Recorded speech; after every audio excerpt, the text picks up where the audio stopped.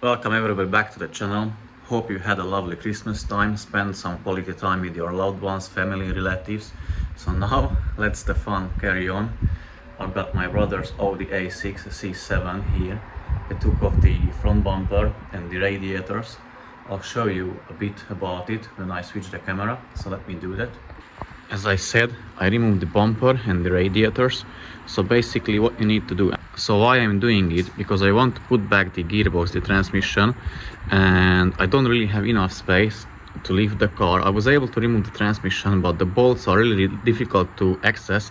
So I said rather remove the engine, put them back together here outside, and then put them back inside the car again when they are together. So basically what has to be done, as you can see, you have two pipes for the intercoolers. Obviously you need to remove the front bumper first. It's not that difficult.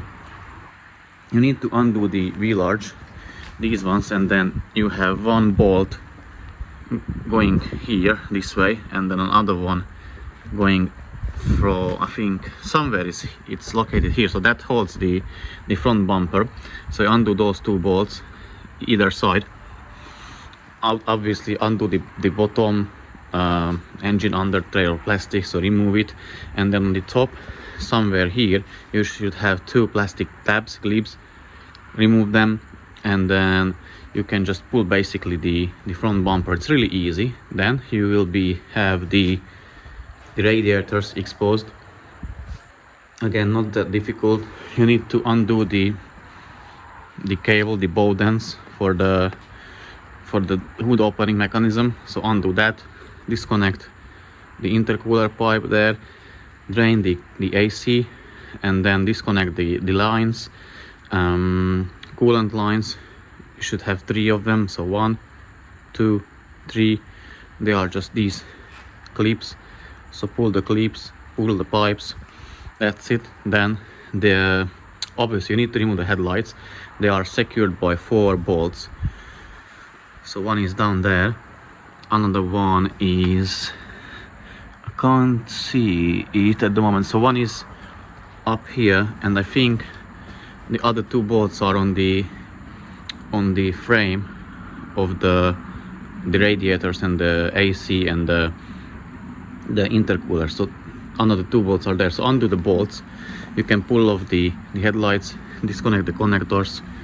Then you will just have that frame which is holding the radiators, this one, you will have it on your car. So what you need to do, you will have one bolt here, same on the other side. Remove the bolts, 3 16mm bolts down there, and then 2 connectors for the fans, which are really pain in the ass to remove.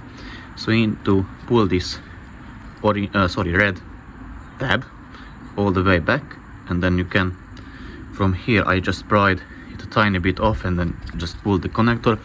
So once it's done, obviously you need to drain the coolant before, which is here. You can drain it here. So once that's drained, you can disconnect the pipes, hoses, and then you can remove the whole frame. Again, remove the 3 bolts on the rails or subframe brackets, 2 bolts on the sides, and this whole thing comes off on its own, which is really handy. I really like that. So now what I've done, again, ECU is here. I disconnected the grind cable, removed the ECU, and another, like the fuse box is down there below that plastic box. So open the box, remove the fuse box, put back the cover just to not letting any water down there. It is disconnected all the way. This one as well, it's loose.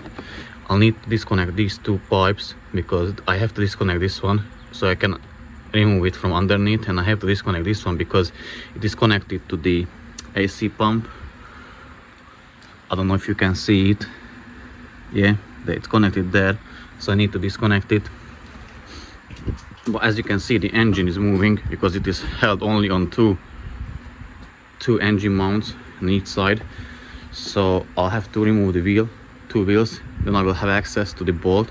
There's only 1 bolt I need to remove from the engine mount, and it will be free, so I can use the crane and remove the engine. But before that, I'll have still the two AC lines, I think 3 fuel lines here, and this pipe I need to undo. This is a water pipe, I guess, and one more or two more water pipes somewhere here.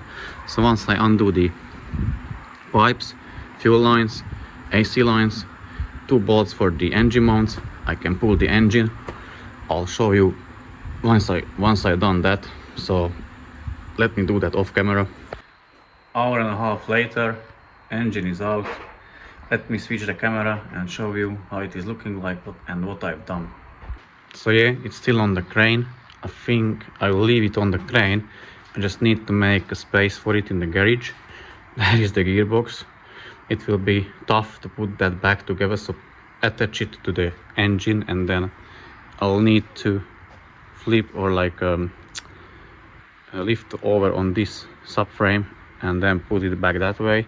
So basically what extra was done, which I forgot about, I had to remove the starter.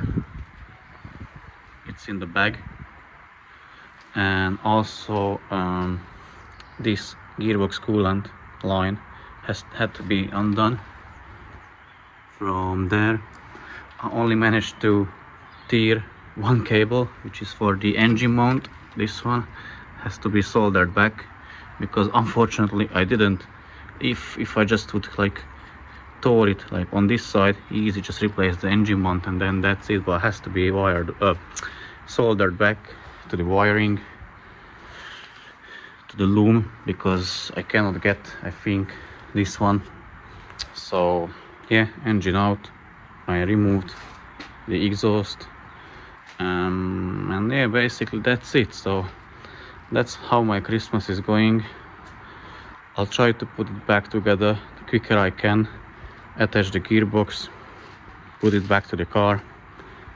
But before, I think I'll do that Mazda first, and then this one, and still the Peugeot. The water pipe needs to go back. So yeah, this was like a kind of log style video, not an in-depth, in-detail tutorial how to remove the engine, but it may help someone if because I couldn't find anything on the internet on these ones. This is the V6 3-liter B turbo. Is it B turbo? I don't know. Maybe. I don't know. So the 3-liter V6 TDI engine in the Audi. So this is how you remove it. Hope it will help someone. Let me know in the comment section what you think about it, how difficult it will be for me to put them back. And yeah, that's it. Thanks for watching. Again, Merry Christmas to you guys, and catch you in the next one. Bye.